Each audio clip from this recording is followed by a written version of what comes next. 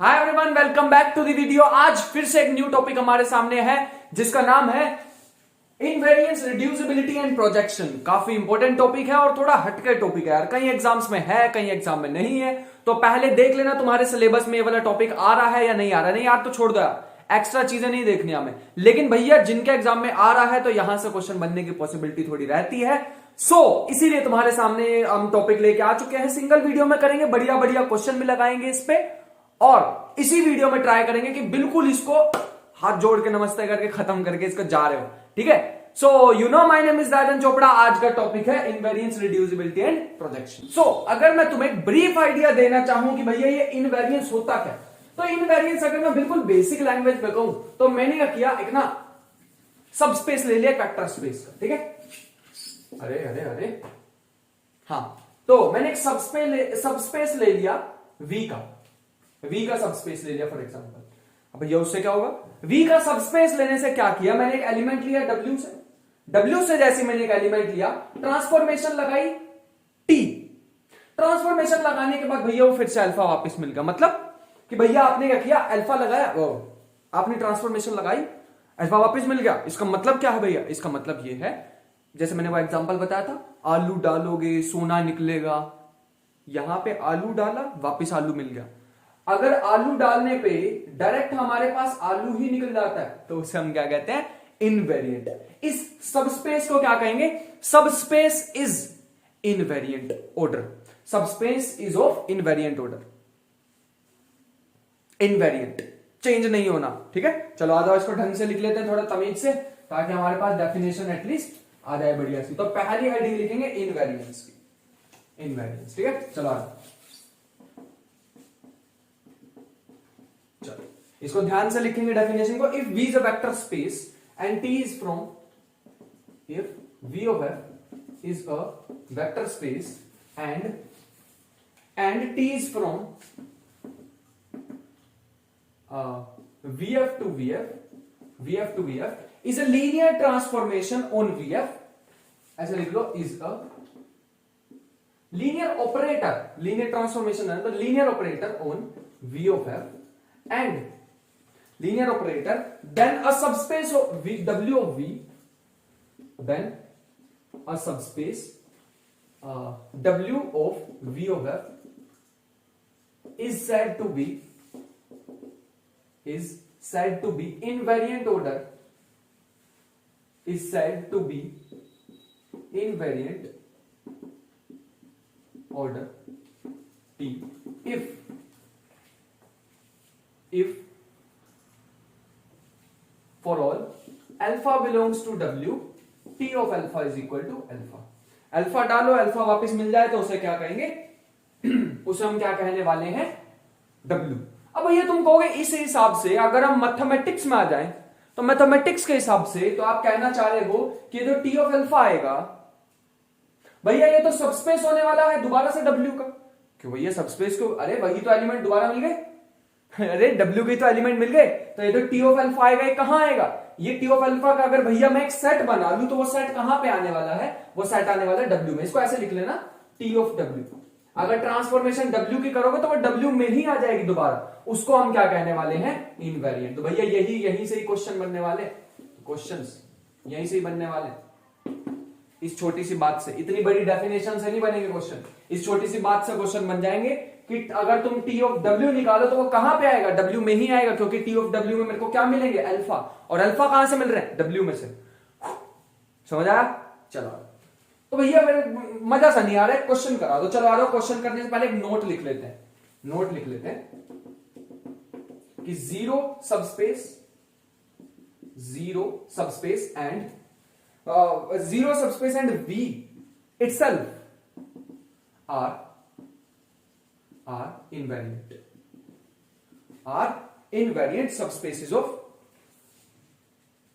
Invariant subspaces of V of F. चलो शाबाश, लिख लो जल्दी।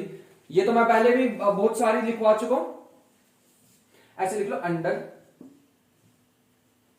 The linear operator on V of F. इसका मतलब क्या है कि भैया जीरो और V itself, ये दोनों वैसे तो सबस्पेस होते ही थे, मैं स्टार्टिंग से बताता आ रहा हूं, चिल्लाता आ रहा हूं स्टार्टिंग से कि भैया जीरो मतलब नल सेट और vector space itself are the two subspaces, are always two subspaces of V of F।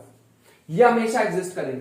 तो भैया अगर ये हमेशा एग्जिस्ट करेंगे तो ये हमेशा इनवेरिएंट भी होते हैं, इस चीज का ध्यान रखना। आगे चलते हैं हम तो क्वेश्चन की तरफ। ये तो एक नोट था कि भैया कभी MSQ क्वेश्चन आ जाए तो वहां पे तुम कर लो उसको।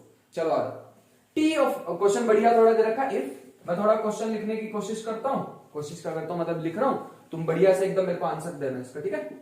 ये हमें ट्रांसफॉर्मेशन कुछ R से R दे रखी है, और अगर तुमने नोटिस नहीं किया तो मैं एक नोटिस चीज करवा देता हूं कि ये ध्यान रखो V से V पे ही है ट्रांसफॉर्मेशन, जो है वो V से V पे ही है, इस चीज का ध्यान रखो। Is a linear operator on R3, is a linear operator on R3 R।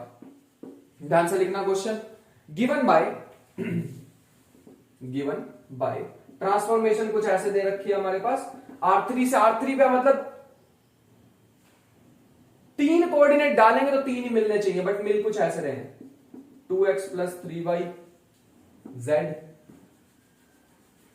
2z, ये ट्रांसफॉर्मेशन है। Then which one of the following subspaces, then which one of the following subspaces are of R cube are invariant under T, are invariant under T। तो यहां पे जैसे definition में लिखा था, V of F is a vector space, is a linear operator, then a subspace W of V of F is said to be invariant। मैंने यहां order लिख दिया, ओवर लिख देना, इनवेरिएंट ओवर टी, इनवेरिएंट इसको अंडर कर लेना, ठीक है, इसको अंडर कर लेना, इनवेरिएंट अंडर टी, मतलब टी लगाने पे वो सेम ही रहेगी। मैंने यहां ऑर्डर लिख दिया गलती से, वो अंडर को ऑर्डर लिख दिया होगा, सो माय मिस्टेक, इसको करेक्ट कर लो थोड़ा सा, ठीक है। यहां तक कोई दिक्कत तो नहीं है। इनवेरिएंट अंडर टी, तो पहला ऑप्शन मैं यहां पे लिखने वाला हूं, बताओ ये इनवेरिएंट है या नहीं है। चलो एक ऑप्शन मैं तुम्हें बताऊंगा पूरे का पूरा, और बाकी तुम मुझे बता दोगे तो हो जाएगा काम। W दिया हुआ है, पहला ऑप्शन दिया हुआ है W1, और इसमें पॉइंट कुछ ऐसे हैं A00 where A belongs to real, मतलब A जो है वो फील्ड से ले रहे हैं। चलो आधा बताओ इसका, लेट मी सी, वीडियो चल रही है एकदम बढ़िया चल रही है। चलो आधा बता दो इसका क्या होने वाला है, कराएं। चलो आगे भैया सिंपल सा है, तुम ट्रांसफॉर्मेशन में पॉइंट डाल के देख लो, ट्रांसफॉर्मेशन में पॉइंट डाल के देख लो। मैंने डाला ये पॉइंट और मेरे को मिल रहा है, पहले आ जाएगा देखो A00 है, इसका मतलब A, ये तो 0 ही आ जाएगा, पहला कोऑर्डिनेट आ जाएगा A, दूसरे में आ जाएगा 2A, तीसरे में आ जाएगा 0 क्योंकि Z कोऑर्डिनेट 0 है। अरे भैया एक बात बताओ, एक बात तो बताना जरा, क्या ये सबसेट है W1 का? भैया नहीं है, क्योंकि W1 में तो y कोऑर्डिनेट है ही नहीं, यहां पे तो y आ गया। इसका मतलब भैया ये इनवेरिएंट नहीं था, ये इनवेरिएंट नहीं है, ये तो चेंज हो गया, इसका मतलब ये इनवेरिएंट नहीं है। तो पहला ऑप्शन इनकरेक्ट, पहला इनवेरिएंट नहीं है। नहीं समझे? यहां पे क्या आता, A00 टाइप के सबस्पेस बन रहा है, यहां जो बन रहा है वो बन रहा है A मतलब XY0 टाइप का, यहां बन रहा है X00 टाइप का, यहां बन रहा है XY0 टाइप का। तो भैया काहे का सबस्पेस, काहे का उसमें कंटेन हो रहा है, फिर तो नहीं होगा। इसका मतलब हम दूसरे ऑप्शन पे जाना चाहेंगे, मतलब दूसरे क्वेश्चन पे जाना चाहेंगे जो कि है AB0। बताओ इसमें क्या होगा, AB0 क्या ये है या नहीं, और ये फील्ड में से ही लेने वाले। चलो बताओ फटाफट, क्या ये होने वाला है या नहीं?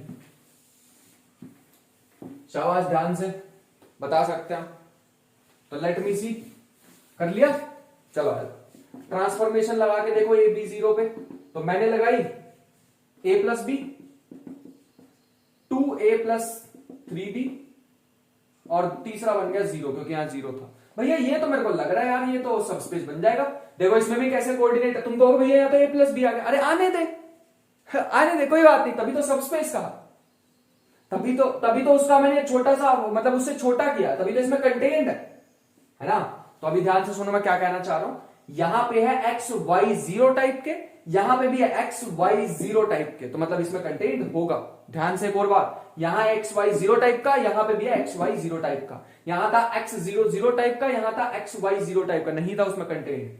तीसरा एक और करो अगर नहीं समझ आया तो, 4 कराने वाला हूं एग्जाम्पल। चलो बताओ, 00C 00C where C belongs to real number. चलो बताओ ये होगा या नहीं। तो भैया हमें तो ट्रांसफॉर्मेशन करनी आती है, वो हम कर लेते हैं। ट्रांसफॉर्मेशन इसके अकॉर्डिंग क्या हो जाएगी, ए बी जीरो है तो यहां आ जाएगा 0, इसमें भी आ जाएगा 0 और तीसरा वाला बन जाएगा 2C। भैया ये तो आ रहा है यार W3 में, ऐसी बात नहीं।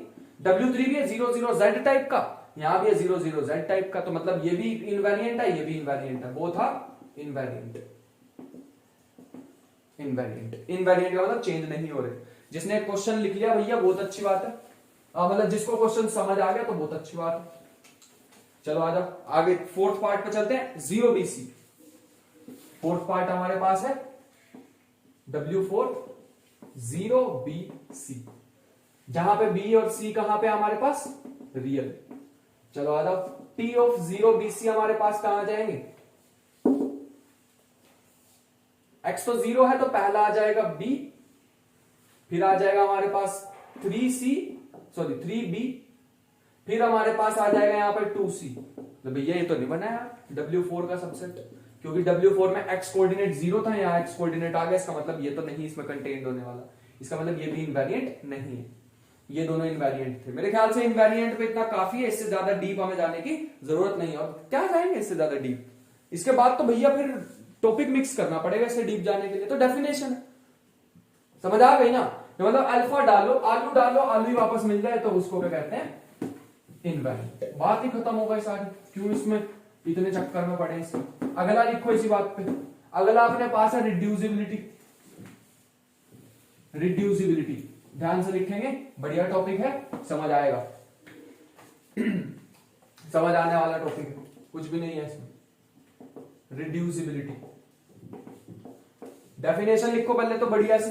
रिड्यूसिबिलिटी हमारे पास क्या है, डेफिनेशन लिखेंगे, if V of F is a vector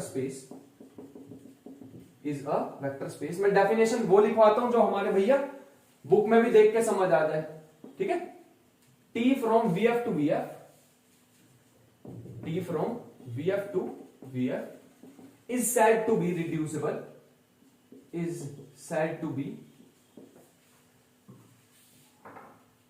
पहले तो लिखो, अरे T of V is a linear operator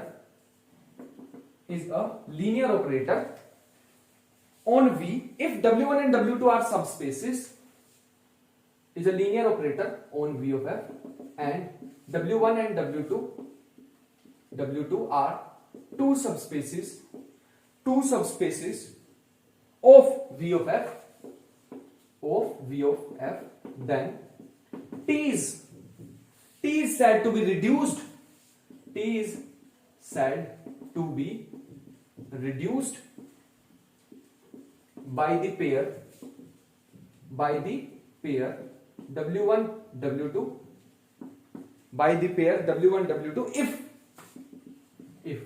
भैया रिड्यूसिबिलिटी की कंडीशन क्या है, रिड्यूस कैसे होगी T से, T is said to be reduced। T को कब रिड्यूस कहेंगे, दो कंडीशन फुलफिल होनी चाहिए। पहली जो V है वो डायरेक्ट सम होना चाहिए इन दोनों का, डायरेक्ट सम मतलब W1 W2 में दो पार्ट में इसको ब्रेक कर चुके हैं, दोनों को प्लस करोगे वापस V मिल जाएगा, ठीक है। इसकी कंडीशन मैं एक और बार याद दिला देता हूं अगर तुम्हें नहीं याद है तो, W1 और W2 का इंटरसेक्शन जो होता है वो होता है नल सेट, और दूसरा अगर तुम V is equal to W1 plus W2 लिखोगे तो भैया सारा स्पेस तुम्हें वापस मिल जाने वाला है। या फिर तुम ऐसे भी कह सकते हो that is dimension of V equal to dimension of W plus dimension of W2।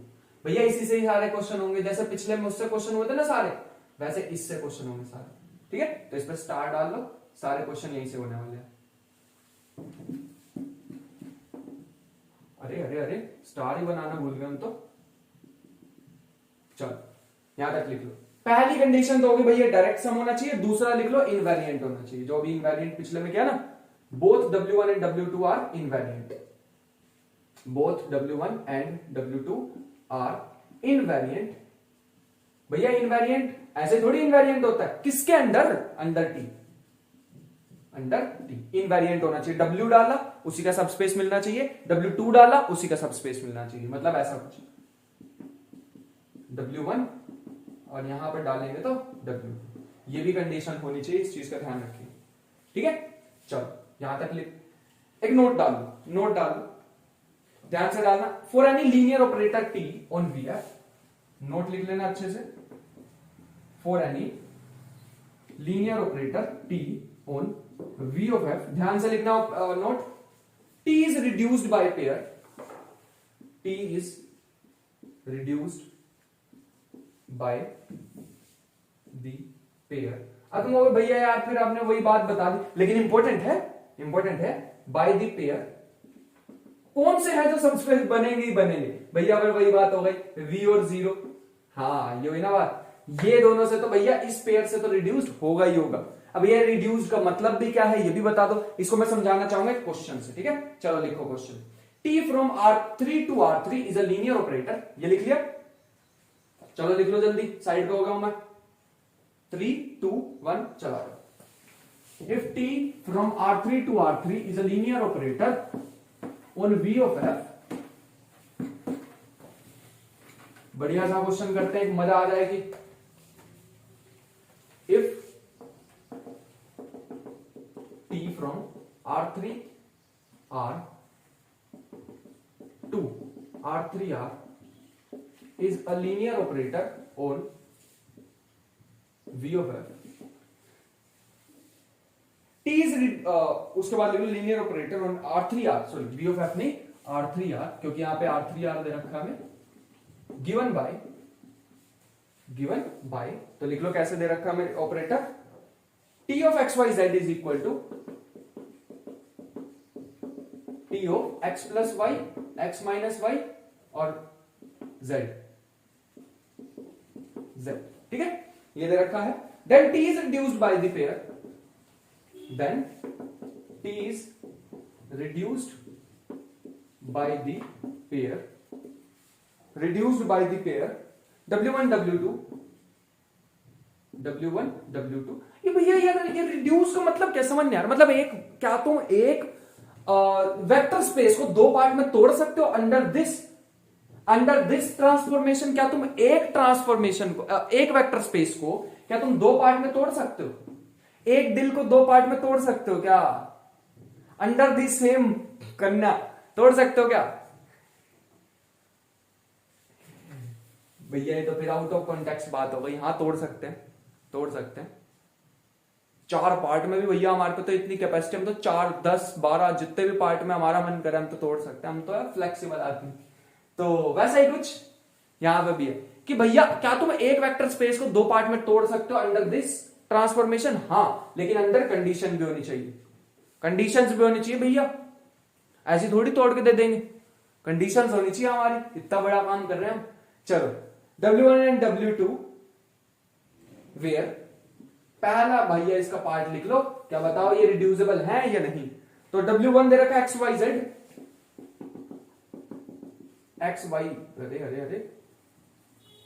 XYZ such that X plus Y plus Z equal to 0। दूसरा W2 लिख लो, क्या ये पेयर इसको रिड्यूस कर पाएगा? लेट्स सी, XYZ और 3x plus 4y minus Z equal to 0। चलो भैया बताओ कर पाएगा रिड्यूस या नहीं? भैया पहली कंडीशन तो यार आपने बताई थी कि चेक कर लो कि डायमेंशन ऑफ V जो है क्या वो dimension of W1 plus W2 के है। इसका डायमेंशन क्या V का भैया हमें दिखाई दे रहा है ऊपर खोपड़ी में जो होता है इसका वो 3 दिखाई दे रहा है, यहां पे 3 आना चाहिए। लेट्स सी 3 आता कि नहीं आता। XY, अरे Z को तो यहां से लिख सकते हैं है ना, इसका मतलब इस Z को लिख सकते हो माइनस एक्स माइनस वाई। अरे ध्यान से देखो यार, Z तो यहां से निकल जाएगा ना, माइनस एक्स माइनस वाई। तो इसमें इंडिपेंडेंट कितने हुए? 2 वेरिएबल हुए, और जितने इंडिपेंडेंट वेरिएबल होते हैं वही उसका डायमेंशन बनाएंगे, तो डायमेंशन 2 आ गया। ठीक है, ऐसे दूसरे वाले के लिए क्या होगा? एक्स वाई और Z यहां से निकाल लो, जो कि आ जाएगा 3x प्लस 4y। तो यहां पर इंडिपेंडेंट कितने हुए? 2 हुए, तो इसका मतलब इसका डायमेंशन भी 2 आ जाएगा। और अगर इन दोनों का डायमेंशन प्लस करके देखोगे तो 4, इसका मतलब नहीं आ रहा, तो ये हमारे पास रिड्यूसिबल नहीं है। ये वाले दो पार्ट में तो नहीं टूटने वाला हमारा वेक्टर स्पेस, इतना कच्चा दिल नहीं हमारा इन दो के पीछे टूट जाए। This is for both.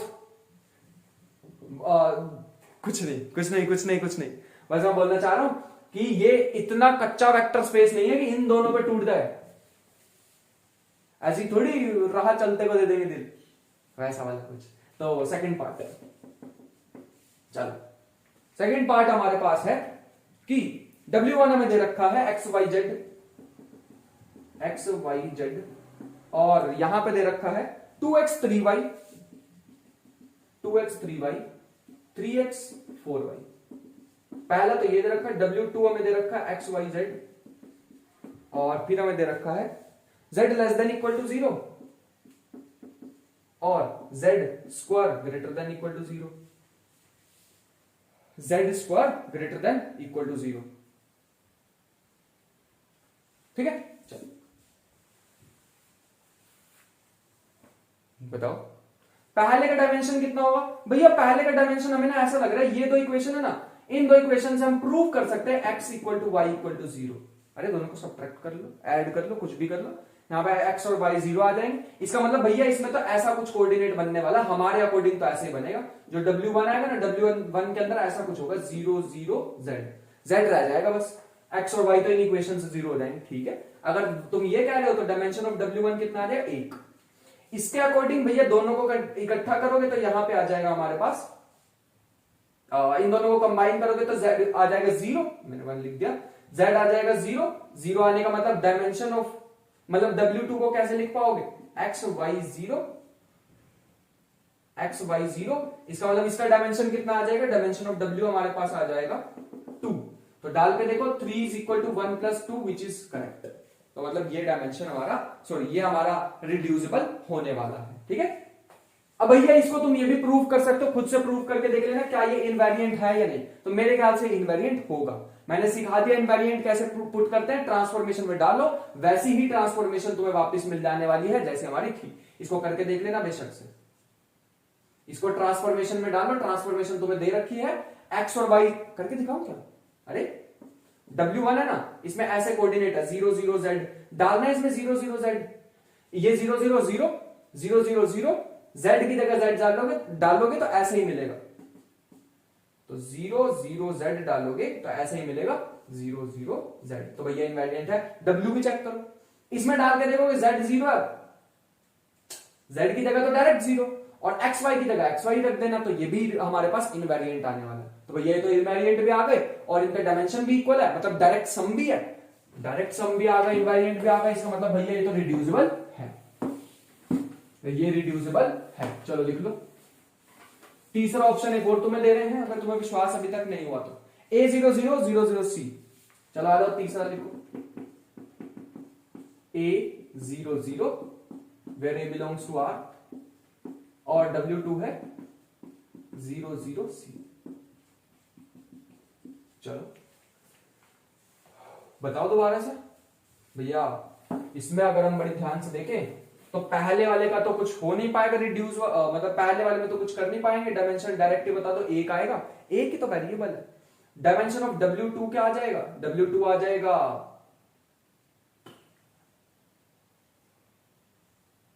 1, इसमें भी तो एक ही वेरिएबल है। और भैया अगर तुम बेटा चेक करना चाहोगे ना तो ये तो भैया इनवेरिएंट आ जाएगा, लेकिन ये इनवेरिएंट भी नहीं आएगा, करके देख लेना, दिस इज नॉट इनवेरिएंट। अरे भैया अब तो तुम ओरली बता दोगे, इनवेरिएंट तो अब ओरली बता देना चाहिए तुम्हें, पॉइंट पुट करके देख लो, यहां पे भी आ जाएगा यहां पे भी आ जाएगा, तो वैसा नहीं रहने वाला जैसे वो पहले था। आलू डालोगे सोना नहीं, आलू डालोगे आलू नहीं मिलेगा, सोना बन चुका होगा वो, शायद पीतल भी बन जाए, मतलब कुछ ना कुछ चेंज हो जाएगा। तुम यहाँ पे ए की जगह एक्स की जगह ए डालो तो यहां भी ए आ जाएगा, यहां भी ए आ जाएगा। इसका मतलब क्या हुआ, दोनों जगह ए आ गया तो वो पहले जैसा नहीं रहा, अब तुम बदल चुके हो, अब तुम बदल चुके, अब तुम पहले जैसे नहीं रहे, तो वो हो जाएगा, वैसा नहीं होना। ये मैंने डबल बात बोली, वैसा नहीं होना, ऐसे ही रहो जैसे हो। तो भैया ये हमारा नहीं हुआ, ये हमारा रिड्यूसिबल नहीं बना, दोनों ही कंडीशन खराब हो गई, ना तो इनका सम 3 आया और ना ही हमारा इनवेरिएंट था। चलो अगला ऑप्शन लिखो R3 और 0 0 0, तुम कहोगे भैया कहीं ना कहीं तो आपने फंसा ही दिया है एग्जाम्पल, एक ही भैया इसमें। ये तो वही हो गया यार, अभी तो नोट लिखवाया तुम्हें कि अगर वो v और ये वाला 0 ये हमेशा रिड्यूसिबल होंगे ही होंगे, तो ये तो बिना देखे टिक कर देना। अरे भैया मैंने वेक्टर स्पेस ही दे दिया, सब स्पेस थोड़ी दिया, वेक्टर स्पेस ही उठा के दे दिया पूरा पूरा। और ये 0 एलिमेंट, ये दोनों तो बनाएंगे रिड्यूसिबल, ये तो रिड्यूसिबल भी होंगे और ये इनवेरिएंट भी होंगे, बिना देखे टिक कर दो इन्हें। अरे वेक्टर स्पेस खुद का सबस्पेस भी होता है। चलो इससे ज्यादा बहस नहीं करने वाला हूं आज। प्रोजेक्शन, कभी कभी तो मुझे ऐसे लगता है मेरा फोन ही मेरे साथ बोलेगा भैया तो लड़ता क्यों मेरे साथ, तो तुम तो हो नहीं सामने, ये फोन ही किसी दिन बोलेगा तो भैया लड़ते हो तुम मेरे साथ, ठीक है। अच्छा एक और प्रॉपर्टी भी तुम इसमें चेक करके देख सकते थे, अभी तक मैंने जितना भी कराया उसका दो क्वेश्चन मैंने कराया ना, दोनों में अगर तुम बड़ी ध्यान से दो सही थे हमारे, जो से रिड्यूसिबल थे, उन दोनों में ये भी चेक करके देख सकते हो, उनका इंटरसेक्शन 0 आने वाला, ठीक है। आगे लिखो प्रोजेक्शन। अरे इसको लाइटली मत ले लेना, ये लाइटली मत ले लेना, इसको भी चेक करके देख लेना, वो इंटरसेक्शन 0 ही आने वाला है। प्रोजेक्शन, प्रोजेक्शन यार सिंपल है, मैं अगर तुम्हें डायग्राम से समझाना चाहूं तो प्रोजेक्शन समझ गए होंगे। यहां पे एक पॉइंट है एक्स वाई जेड 3D में, कोई भी पॉइंट, अगर यहाँ एक्स कोऑर्डिनेट है, वाई है या जेड है, तो इसका यहां पे प्रोजेक्शन क्या आएगा, एक्स 0 वाई, ठीक है। इसका यहां पे प्रोजेक्शन कितना आएगा, इस प्लेन में यहां पे आ जाएगा हमारे पास -x y z।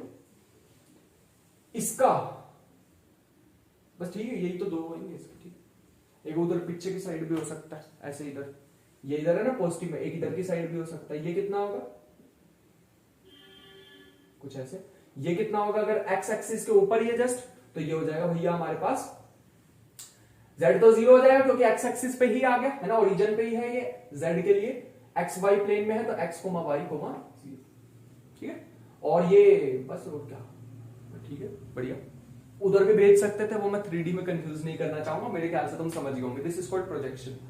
अब प्रोजेक्शन की भैया हमारे पास थोड़ी सी अजीब डेफिनेशन है, पहले डेफिनेशन लिख लो फिर मैं तुम्हें क्वेश्चन कराऊंगा, ठीक है। चलो डेफिनेशन लिख लेते हैं। If V of F is a vector space and W1 W2 are subspaces, थोड़ी बड़ी डेफिनेशन है तो ध्यान से लिखना।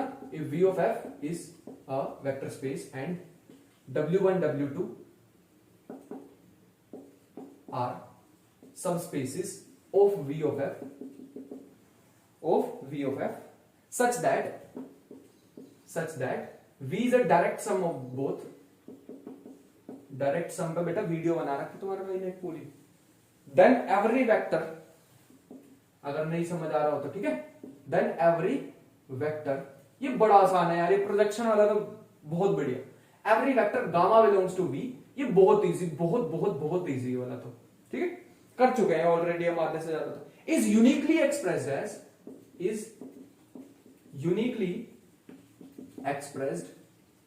As gamma equal to alpha plus beta, where alpha belongs to W1 and beta belongs to W2. Then linear operator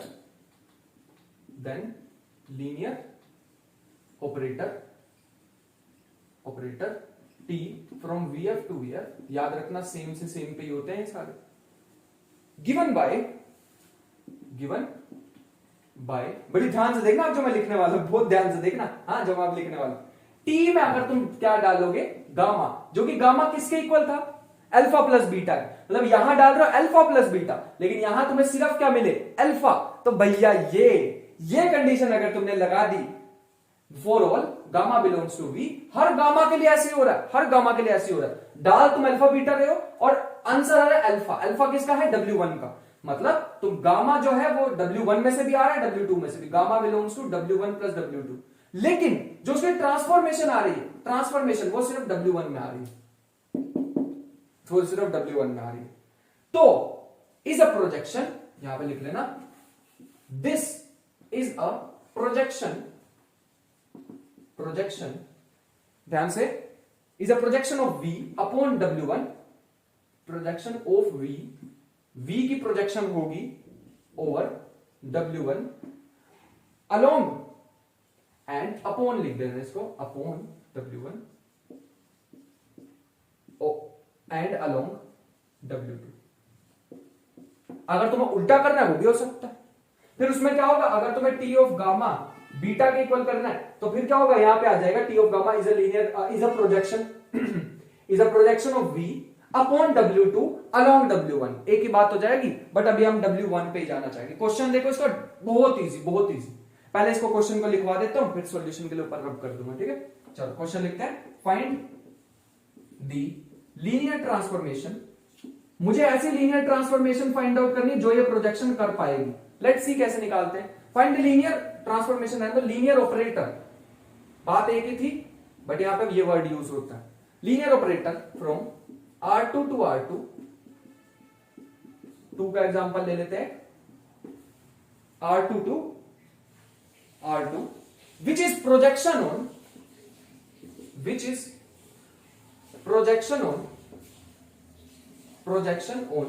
R3। Projection किस पे कर रहे हैं हम, R3 पे, याद रखना। 2 को डाल रहे हैं, 3 का मिलना चाहिए, याद रखो। Upon subspace, projection on R3 upon subspace, ये अपॉन वाला आ गया, ठीक है। Upon subspace W1 is equal to XYZ such that x plus y plus z equal to 0,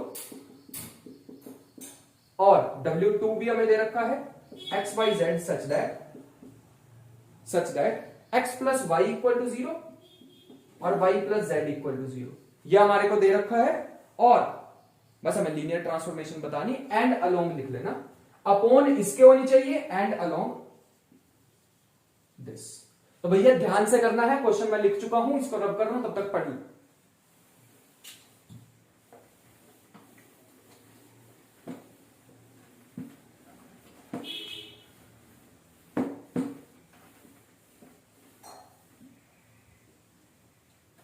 चलो पढ़ लिया, चलो आ जाओ। अब तुम बड़े ध्यान से देखोगे तो टी में डालना क्या है, ये दोनों मिलना क्या चाहिए, W1 का एलिमेंट। अब समझे तो सबसे पहले काम करो कि भैया ये जो W1 है ना, इसको थोड़ा सही से करके लिख लो। सही से थोड़ी लिखा होगा। इसके डायमेंशन या इंडिपेंडेंट कोऑर्डिनेट्स कितने, 2 ही हैं, क्योंकि Z तो मैं यहां से निकाल लूंगा। अभी तो बताया था x, y, minus x, minus y, where x y belongs to real. बात खत्म। हमने तो 2 में रिड्यूस कर लिया। अगर मैं तुम्हें कहूं भैया बेसिस बताओ W1 की, तो कैसे बताओगे, बेसिस लिखना भी तुम्हें सिखाया। x के कोऑर्डिनेट क्या है, 1 0 -1, और यहां y के कोऑर्डिनेट क्या है, 0 1 -1। अरे देख लो, यहां y है ही नहीं दूसरे वाले में, ठीक है। तो ये हमारे पास बेसिस वेक्टर हो गए। ऐसे W2 के लिए निकाल लो। W2 के लिए हमारे पास क्या आ जाएगा, यहां से देखो तो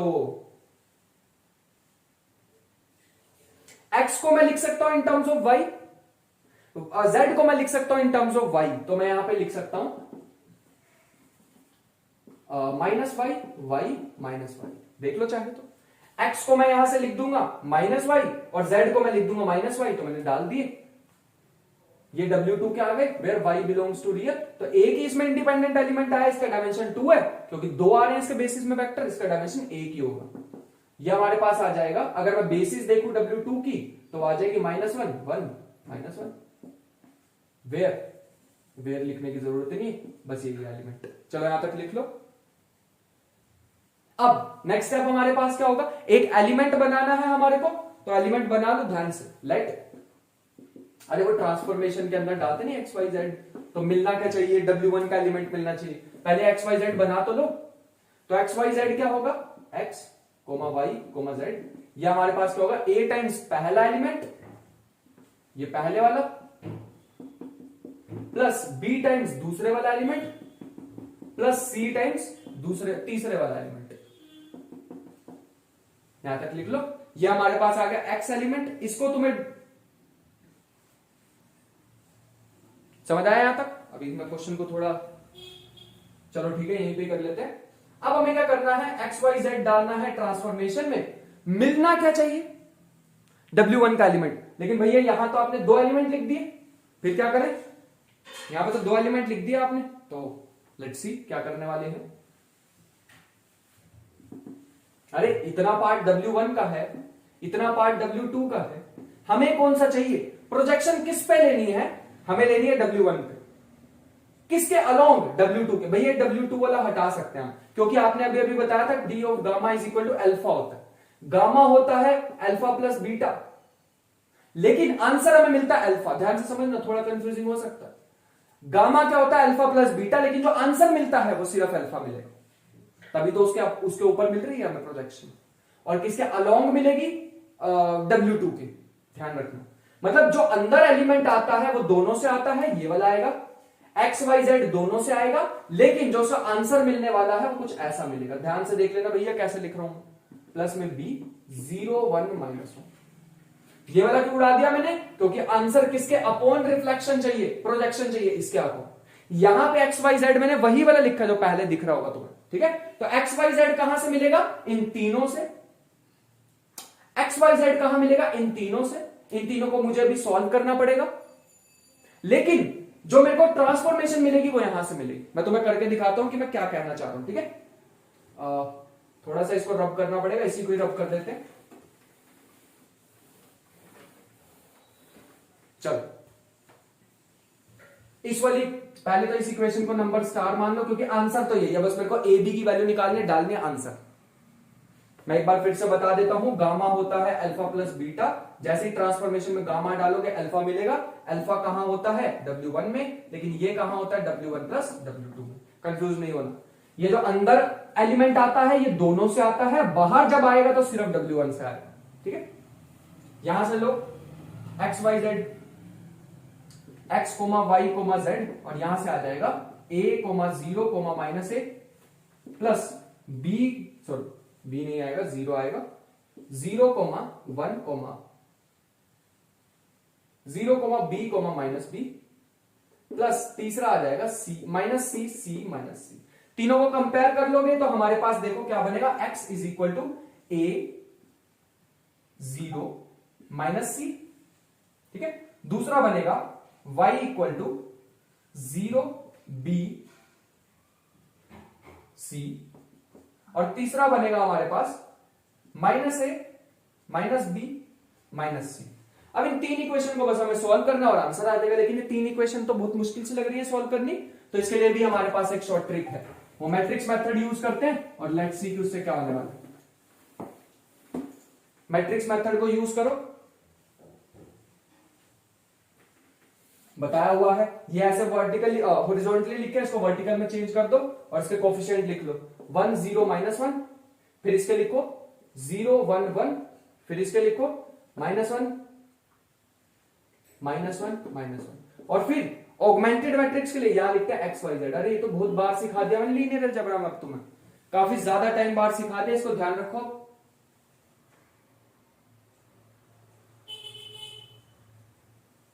ये काफी टाइम बाद सिखा दिया मैंने, ठीक है। बस अब तो ऑपरेशंस लगाने, इसमें इसको ऐड कर लो, लेट्स सी क्या होता है, ठीक है। R3 में ऑपरेशन लगा दो, R3 प्लस R1,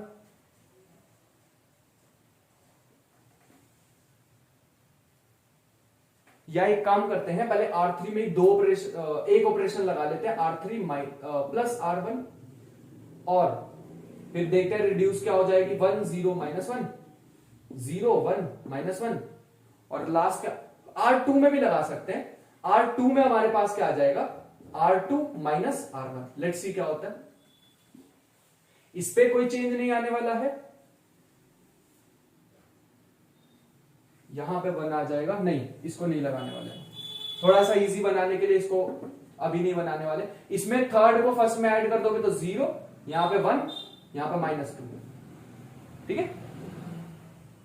और फिर यहां पे क्या बन जाएगा, X Y Z plus X। तो एक और ऑपरेशन लगाना पड़ेगा, इसमें से इसको सब्ट्रैक्ट कर दो तो हमारे पास बन जाएगा R3 माइनस R2, जो कि बन जाएगा 1 0 0 0 1 0 -1 -1। इसमें से इसको सब्ट्रैक्ट करोगे तो रह जाएगा -1, और यहां पर रह जाएगा X Y, इसमें से इसको सब्ट्रैक्ट किया है तो Z plus X minus Y। Finally मिल गई हमें इक्वेशंस, मिल गई हमें इक्वेशन, ठीक है, हो जाएगा यहां से। ये हमारे पास c की वैल्यू आई है, तो c की वैल्यू हमारे पास आ जाएगी माइनस c की वैल्यू आ जाएगी z plus x minus y, ठीक है। यहां से हमारे पास क्या आएगी b माइनस सी की वैल्यू, b माइनस सी की वैल्यू आई है y, और लास्ट हमारे पास आ जाएगी a की वैल्यू a माइनस सी की वैल्यू हमारे पास आई है x। इन तीनों को सॉल्व करके अब एबीसी निकाल सकते हैं। बस तुम्हें एबीसी की वैल्यू कहां पे इंसर्ट करनी है, एबीसी की तो जरूरत ही नहीं पड़ेगी, हमें तो सिर्फ ए और बी की वैल्यू चाहिए। तो ए और बी की वैल्यू तुम्हें यहां से निकाल लेना, क्या आएगी उसको पुट कर देना इस ट्रांसफॉर्मेशन में, जो भी हमारी ट्रांसफॉर्मेशन आई थी। ए यहां पे था मेरे ख्याल से, लेट मी सी इक्वेशंस, ये हमारे पास था 1 0 माइनस 1, और यहां पे था 0 1 माइनस 1। ये हमारे पास इक्वेशंस थी, इसमें ए और बी की वैल्यू यहां से निकालना है, यहां पे डालना, and that is the answer, ठीक है। मेरे ख्याल से यहां तक कोई दिक्कत नहीं हुई होगी। इसमें ऑपरेशंस देख लेना एक बार, मैंने सारे सही लगाए हैं वैसे तो, बट ठीक है, अगर कोई मिस्टेक हुई हो तो उसको करके और एक बार यहां पे आई बी की वैल्यू डालो, दैट इज द आंसर। वही तो ट्रांसफॉर्मेशन हमें चाहिए, और मिल गई वो ट्रांसफॉर्मेशन। ए बी की वैल्यू उठाओ, यहां पे डाल लो। टाइम थोड़ा सेव हो इसलिए मैं थोड़ा जल्दी कर रहा हूं। एक छोटा सा क्वेश्चन तुम्हें देना चाहूंगा, एंड दैट इज इट। कर लिया यहां तक नोट? चलो इसको यहां से एक बार ए बी की वैल्यू निकाल के बता देना कि क्या आ रही। नेक्स्ट हमारे पास है find the linear operator, find the linear operator T.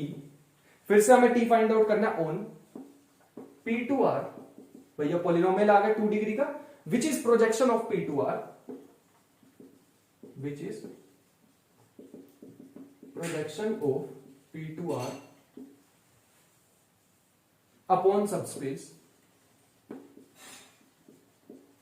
Upon subspace. W1 तुम्हें दे रखा है जो कि लीनियर स्पैन है 1 plus x square, and along, upon तो इसके है, मतलब ये आंसर आना चाहिए ट्रांसफॉर्मेशन के बाद, और अलोंग किसके है, एंड अलोंग W2 जिसकी भी जरूरत पड़ेगी हमें, L लीनियर स्पैन है 1 plus 2x plus 3x square, ठीक है। बस हमें लीनियर ट्रांसफॉर्मेशन फाइंड आउट करनी। चलो एक बार ट्राई कर लो वीडियो पॉज करके, हो गया। चलो अब जनरल सेकंड डिग्री का पॉलिनोमियल हमें पता है कि कुछ ऐसे लिखा करते हैं, a plus b x plus c x square, यह हमारे पास। और अगर मैं इसको इनके टर्म्स में लिखना चाहूं तो कैसे लिख सकता हूं, मेरे को बेसिस, लीनियर स्पैन का मतलब है यही इसको बेसिस कर रहे हो,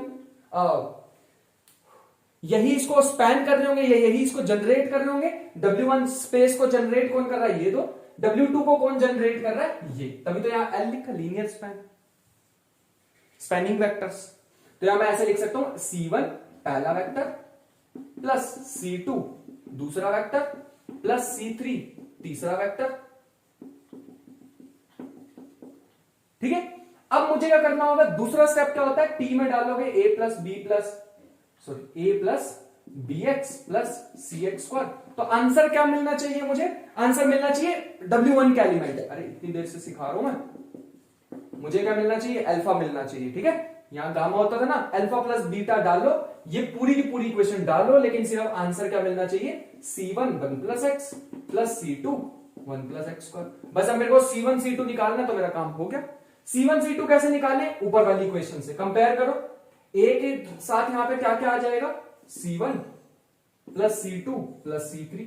B के साथ क्या क्या आ जाएगा, B के साथ कंपेयर करो x के कोफिशिएंट्स, तो हमारे पास आ जाएंगे, x के कोफिशिएंट आ जाएंगे C1 प्लस 2C3, C के कोफिशिएंट क्या आ जाएंगे, C2 प्लस 3C3।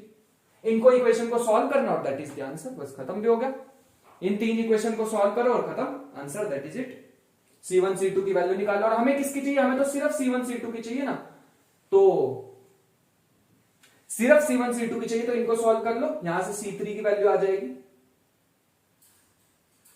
या इन दोनों को कर लो 2 से मल्टीप्लाई करके, इन दोनों को कर लेते हैं, तो हमारे पास आ जाएगा 2a equal to 2C1 2c1 plus 2c2 plus 2c3 और यहां आ जाएगी b equal to 2c1 plus 2c3। दोनों को कर दो सब्ट्रैक्ट। सब्ट्रैक्ट करेंगे तो हमारे पास क्या आ जाएगा, ये कट जाएगा, यहां आ जाएगा 2a माइनस बी, यहां पे ये क्यों 2 आया है, यहां आ जाएगा c1, यहां आ जाएगा 2c2, यहां आ जाएगा 2c2। ठीक है, अब इन दोनों को भी करना पड़ेगा, इन दोनों को भी करना पड़ेगा। तो इसको 3 से मल्टीप्लाई, इसको 2 से, तो 3b 2c1, 3b 3c1 plus 6c3, यहां 2 से करोगे तो 2c 2c2 plus 6c3। Subtract, यह आ जाएगा 3b माइनस 2c, यह आ जाएगा 3c1 माइनस 2c2 और ये तो कट जाएंगे। तो दो इक्वेशन हमारे पास फाइनली मिल चुकी हैं, 3b minus 2c equal to 3c1 minus 2c2, जो कि थोड़ी सी इजी लग रही है। दोनों को ऐड कर दो तो आ जाएगी 2a plus 2b minus 2c equal to, इनको ऐड करोगे तो क्या आ जाएगा, 2c से 2c का कैंसिल, तो हमारे पास फाइनली ये बन जाएगा 4c1। अगर 4 नीचे ले जाओ और 2 कॉमन लेके कट कर दो तो c1 की value a plus b plus c upon 2, a plus b minus c upon 2। और ऐसे ही c2 की वैल्यू निकालनी है तो किसी भी इक्वेशन में डाल दो, c2 की वैल्यू भी आ जाएगी, जो कि हमारे पास बन जाएगी 3a minus 3b plus c upon 4। Let me सी 4 आएगा या 2 आएगा, 4 ही आने वाला है, एक बार चेक करके देख लेना, 4 ही आएगा। ठीक है, तो बस अब ट्रांसफॉर्मेशन निकालनी, ये रही ट्रांसफॉर्मेशन। मैं थोड़ा सा इसको रब कर देता हूं, नोट कर लो, या स्क्रीनशॉट भी ले सकते हो, या मैं ऊपर से ही रब कर देता हूं। बस अब तो हो गया, ट्रांसफॉर्मेशन लेनी है। ट्रांसफॉर्मेशन क्या थी, a plus b x plus c x square.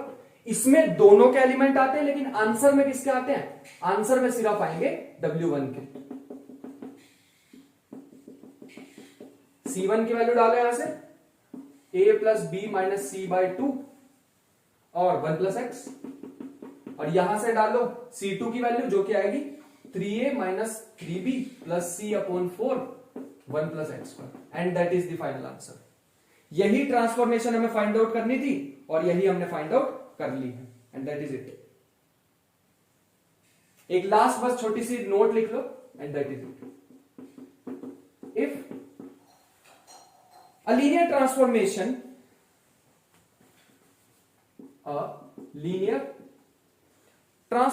या लीनियर ऑपरेटर लिख लो, हम ऑपरेटर यूज कर रहे हैं। a linear operator is a linear operator t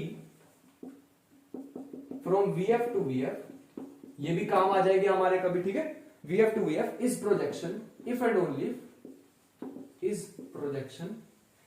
only t square equal to t। याद रखना है, कभी मैं तुम्हें यूज करके दिखाऊंगा तो पूछूंगा कि उस दिन मैंने ये तुम्हें कराई थी, याद रखना, तो कभी भी इसका यूज हो जाएगा।